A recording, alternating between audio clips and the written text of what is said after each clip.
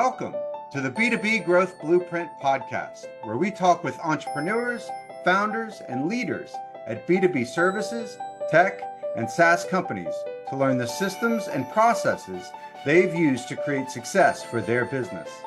We'll also learn from marketing and sales experts to provide insights to help you grow your business.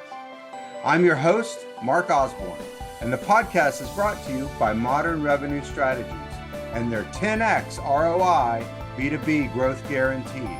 Schedule a free diagnostic call to learn the fastest path to double your B2B revenues in just 90 days.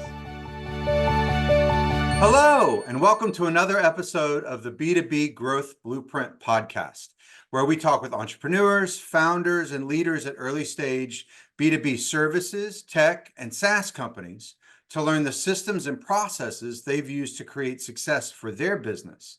And we also speak with the experts that have helped these countless businesses grow through strategies and tactics for success. And today I am excited to welcome one of those experts. Today we have Dr. Baker. He is a doctor in business administration with a focus on organizational leadership, and he's actually completing his second PhD in artificial intelligence. We're going to talk about AI and what that means for businesses later today. Dr. Baker is a 6-time author and a #1 bestseller with textbooks on how to launch a business, how to make good business decisions, as well as other topics. He invented the trademarked Business Health Index and the Investment Health Index that he uses to treat thousands of businesses and helping them diagnose and find ways to sort of prescribe solutions to grow their business. So Dr. Baker from the Business Hospital, thanks so much. Welcome to the show. Thanks so much for having me, Mark. I appreciate it and really like the fact that you are out here helping businesses one business at a time through your podcast. Well, thank you. So the really interesting sort of background, you've published multiple books, this Business Health Index, the Investment Health Index, the Business Hospital. Tell us about the Business Hospital and the work that you do there. Yeah, absolutely. About 7.5 years ago, I decided that I would create an entity that would go and obviously consult and help, it was the original thought.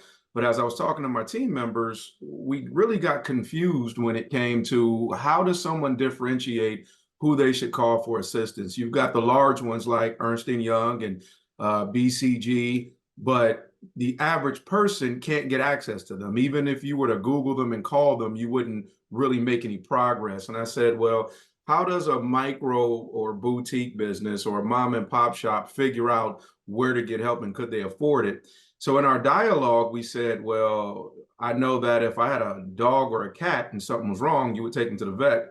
And I know that as a parent, if the school calls me, no matter what it was, your child is unresponsive, there was a shooting, anything, you would just go to the hospital. If you cut your hand in the kitchen, you would just go to the hospital. And so with that, that's kind of how the Business Hospital was birthed. We looked at the fact that the health of our nation, we are a capitalistic society. Everything about us is commerce. We are 10 times the size of any other country in gross domestic product, even though China is significantly larger than us. Everything we do in the US is predicated on our business and methodology of business. And I said, well, what's the health of that? And that's how we essentially birthed the Business Hospital. So we look at businesses identically as to how a medical physician would look at your body.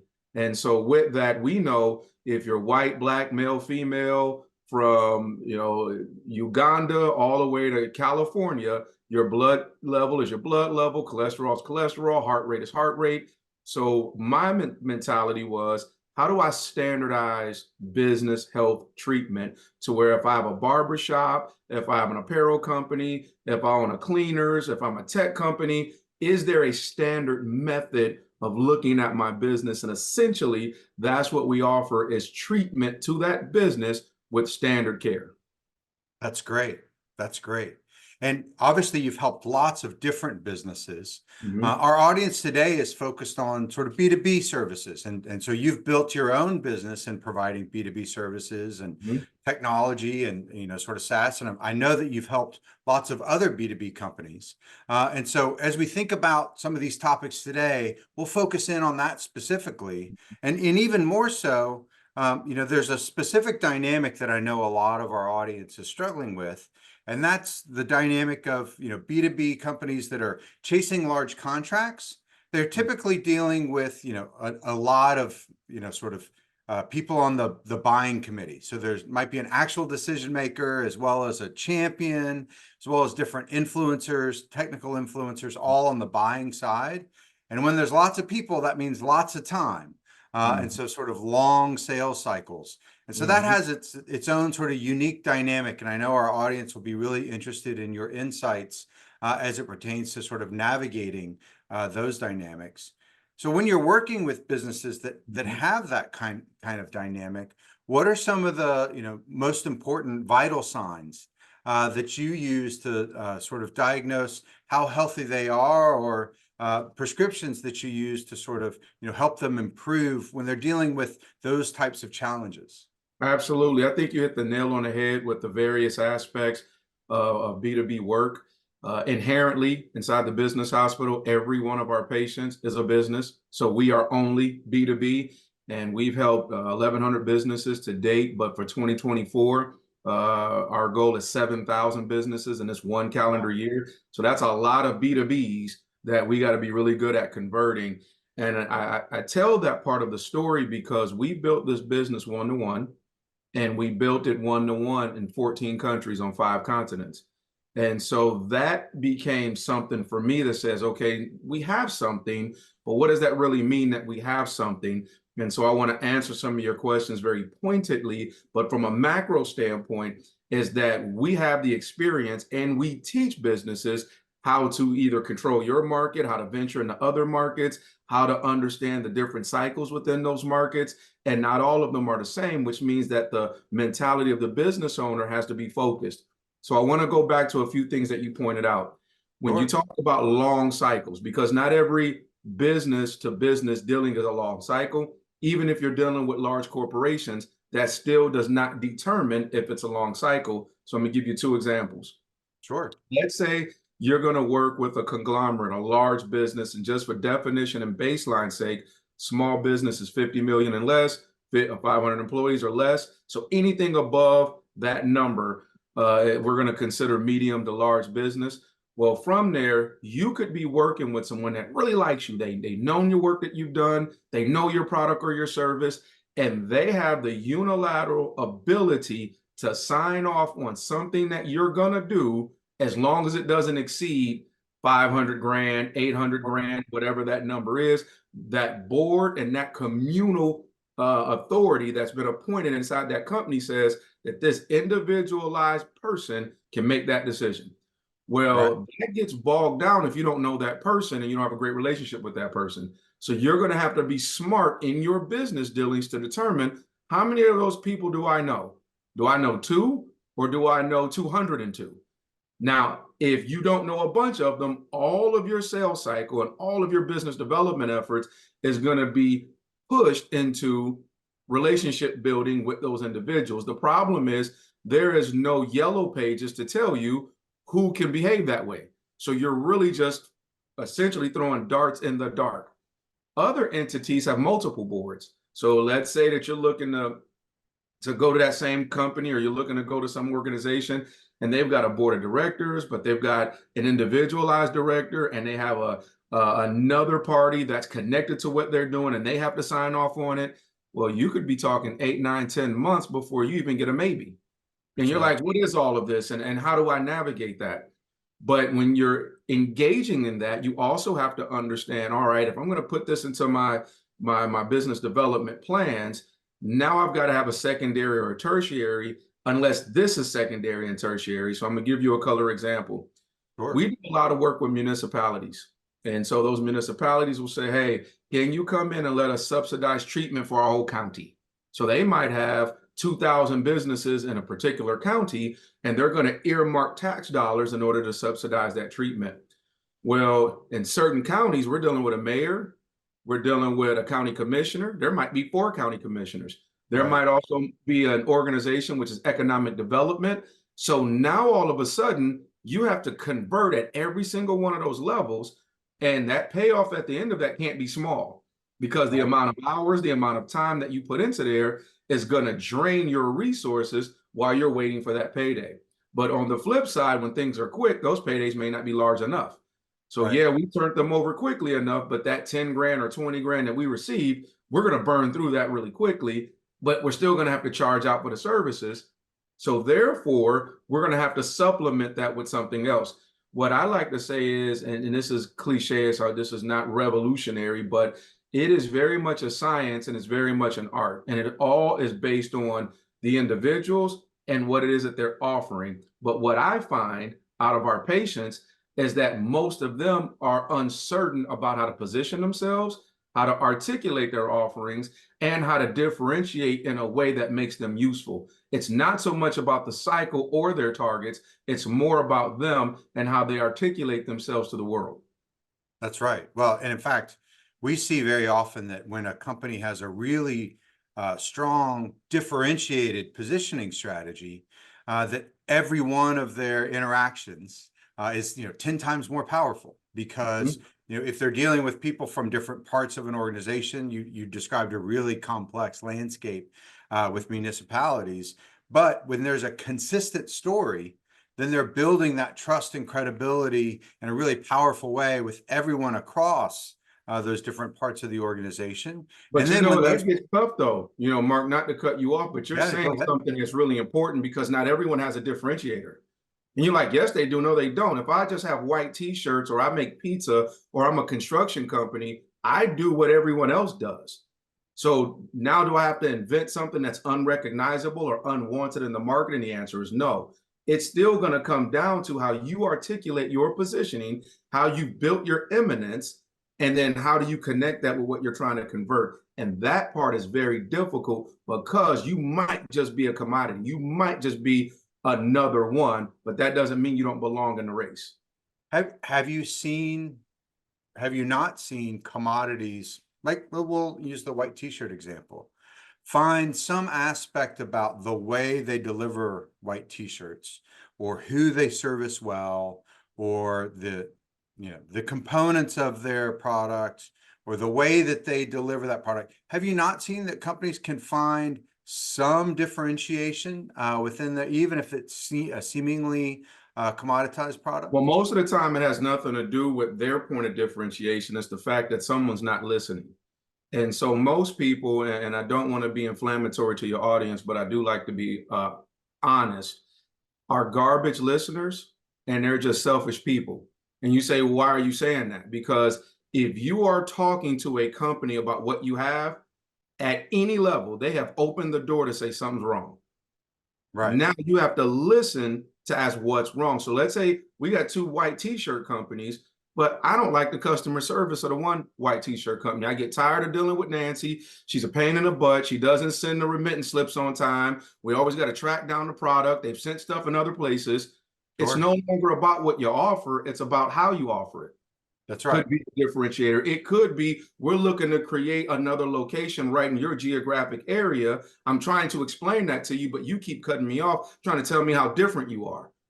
But Sure. really, because you're in my area and I can see you face to face, that's a point of differentiation that I'm willing to sever one relationship and give you the business now.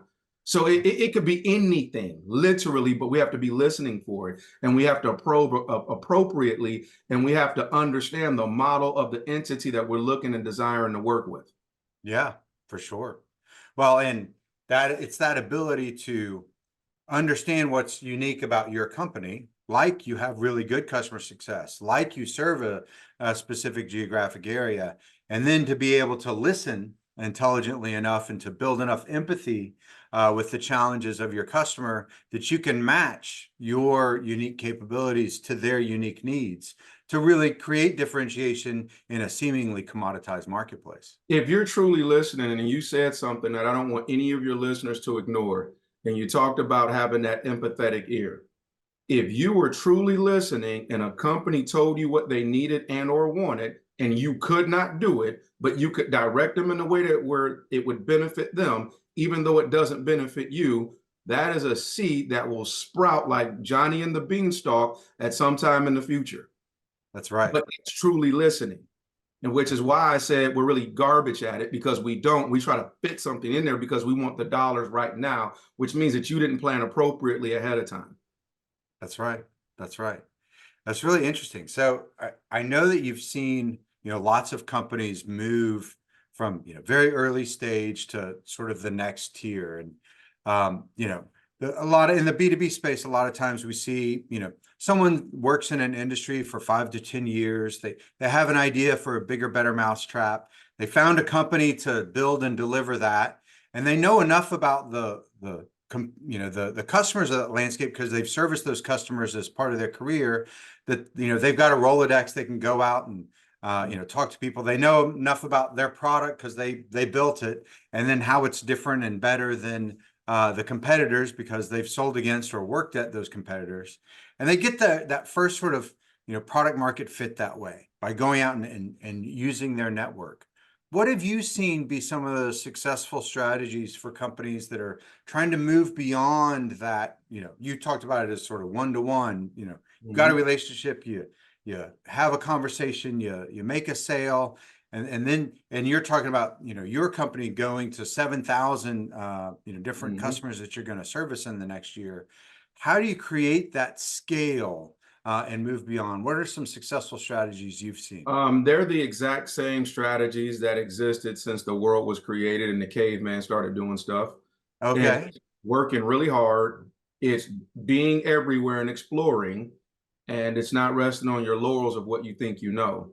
So in this instance, and I know I didn't give like what you got to do is this new technique that you never heard of. It's not that. It's you literally have to be in front of individuals and people, which means that whether it's you, whether it's some team that you hired, you gotta be in the game. You gotta be in the stadium. And what we find is that most business owners are they're just not at the game. They're not there. They want to be there, but they aren't. And they'd rather send some form of push communication. So they're okay with a post, they're okay with one email, they're okay with a flyer, if you will, but they really aren't there. They're absent. Next, it's you got to do all the things. So one thing that we work with our patients is that we look at their sales cycle and then we revamp those sales cycle, and they need to know if they have a 4-step process, if they have a 12-step process. They really have to define that. But here's where I'm going with this is that let's say you have a 7-step sales cycle process, but you're doing 4 of them, you're not doing the other 3, or you're doing some combination of all of them. You have not put into place the muscle memory of saying, we got to be at this event, we got to make this phone call, we got to have 9 touch points for every single contact. They're not doing all the stuff, junk, and things. They start to really fizzle out and dissolve after doing 2 and 3 of them, which means that their entire operation is incomplete. You would be shocked how many businesses that when you ask them, how consistently do you do this task? Well, we did it once this month, and we really didn't revisit it again since October because we were busy doing these other things that didn't match what it was that you said you needed to do for success. That is the most common. That's a great takeaway, is that need for discipline. And so it's not just about defining a good process, but then disciplining yourself to deliver against that process. Well, let me help you with that, Mark. I'm in agreement with you, but I'm going to change the vocabulary some. Sure. Yeah. If you do anything with discipline, it will not work. You are going to fail. Everything has to be done out of desire. Okay. I'm going to tell you a real funny story. I'm not a gamer, and I've got a buddy of mine in the automotive industry that says, man, you got to buy this football game, man. You got to play John Madden. We can play online. We can do all of it. Get you a PS5 or whatever it was. And I said, you know what? I'm going to do it. I want to engage with him. I want to spend more time with him. He wants me to play. I'm a sports guy. What the hey? It took so much discipline to play the video game because I'm like, hey, honey, I got to kind of go in this basement and kind of cut this game on and try to learn the buttons so I can try to play. And after like 3 days, I was like, I can't get that done. Sure. However, I'm a pro cornhole player now. It takes no discipline for me to go outside, raining, cold, whatever, to practice 300 to 400 shots on my cornhole. Why? Because the desire is there. So I'm using myself as the example that discipline will only take you as far as something else that competes with your attention. But if you desire a thing, you're a slave to the thing at that point, and you become amazing at it. So now we're questioning who are in these positions that we have to force to do their job? Or do you have the right people in the position that desire it, can't imagine not operating that way? Those are the people that'll get all the functions done. That's a really great perspective. You said something earlier when we were talking about, how companies, sort of find this scale and move beyond just sort of their personal network. And you said, it's the same things that, the cavemen have always done. It's, getting out there and getting into it. And I noticed as part of your bio that you're working on a PhD in artificial intelligence, which a lot of people see as sort of this newfangled cure-all or wonder drug. We'll keep with the health analogies for you there.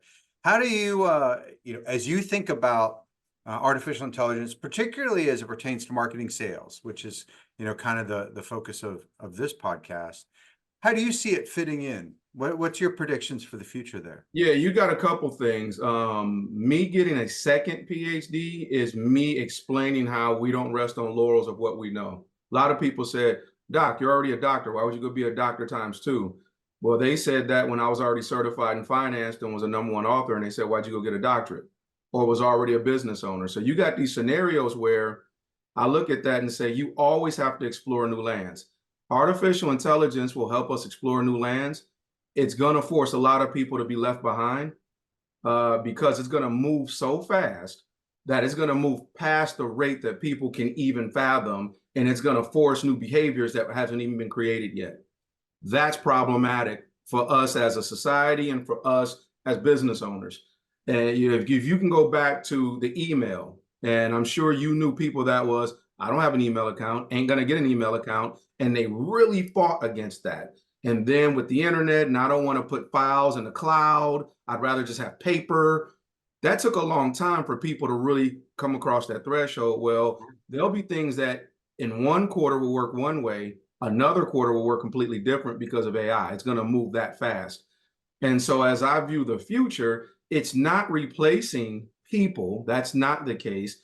It will replace how we behave, and it will replace how business is done in a lot of areas. So you'll have to be more cognitively based, and that will be difficult for a lot of individuals who want to actually, and for lack of terms, just a person that wants to swing the hammer. There'll be less hammer swinging, and there'll be more thoughts that have to go into a thing, which means you have to retrain how you exist, what you thought you knew, where you gathered your resources, where you spent your time. And we have to be prepared for that. So you're talking about running a business, trying not to cave in that business, while also dumping a bunch of nuances and new additives of our society that you don't even quite understand. Sure. That is a recipe for chaos. Yeah. Well, and one of the ways that we've seen companies be successful with it is to not get distracted by, sort of the shiny object of AI as a cure-all, but instead to think through, as you described earlier, the systems and processes that'll actually help them, accomplish the objectives that they're trying to accomplish, and then layering in technology, whether that technology is artificial intelligence or some other technology or some other source of data, or even layering in, additional manpower. It starts with that system. And then you can layer on the things that make that system, run faster, more consistently, 24 hours a day, whatever it might be, to really sort of maximize the success that. Well, see, Mark, you talked about distractions, and business owners are distracted. People are distracted. Sure. You've got a scenario where they say, how do you accomplish things? Well, our phones beat us up daily. Our attention spans have been minimalized and diminished. Well, now we can't determine what's real versus what isn't. Before, you would say, let me see something, and you could believe it because you saw it. You can no longer believe what you see anymore. So then you can say, well, let me hear that. You hear it, and you can't tell the difference. So now a business owner is going to search for information, and they're going to have a difficult time saying, is this real? Is it not real? How do I differentiate? How do I source? And so as it relates to my personal chase, is that my PhD is governing general practice use of AI and how to safeguard that to make it healthy for all people. So I'm a part of a movement that says, how do we put guardrails on? What are the mechanisms? And essentially, what is this constitution that the artificial intelligence will be governed by? But from a humanistic standpoint, everything attracts attention. So let me just paint a different picture. If you are struggling in your business and you're trying to find a solution and you go to say, okay, I just ran into 8 things that I could possibly try to grow my business. How do you know what's what? Right. How do you know what's authentic and genuine to what you do, or what's a deep fake, or? And that becomes problematic. The distractions will increase. Yeah, absolutely.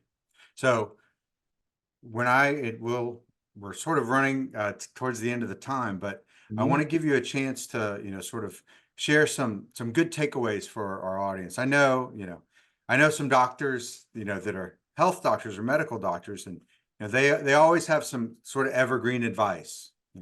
Move more, exercise more, drink more water. Yep. It's good for everybody at any time. So the number one thing on that, and I appreciate this, is one is have a system, but Okay. system is an acronym for save yourself time, energy, and money. So if you do anything as a business owner, I don't care if it's answering your emails, setting up events, going to meetings, all of it should have a system. And some people think, well, are you making systems for the sake of making systems? It's no, you make them once, you abide by them, and then you tweak them as more information becomes available. So that's number one, is have a system. And it can't be my system is the lack of a system. Laissez-faire of all and I would say number two is that you got to focus and write out all your resources. Now, when I say resources, money is one of them, but your network is another. How much bandwidth and time you have is another. How much information that you have access to is another. So you'd want to write down in my circle of things that I can control, how large are my resources? And then start looking for the resources you don't have so that you can supplement that with others that share your passion and desire and understand what you're doing, so therefore they can catapult you forward. So have a system and understand exactly how many resources you have access to collectively. That's great. An apple a day keeps the doctor away. A system a day keeps the creditors away. Dr. Baker, Absolutely. this has been great. Thank you so much for joining us. I know our audience will have gained a lot of insights from you. If anyone wants to engage with you or learn more about the Business Hospital, how do they get in touch with you? Really simple, thebusinesshospital.com. Even if you put in a Google search and put in the Business Hospital, nothing else comes up but between us and a few other medical physician places, but you will find us, thebusinesshospital.com. We answer all emails within a 30-minute span. So if you email us at info@thebusinesshospital.com, you can find us.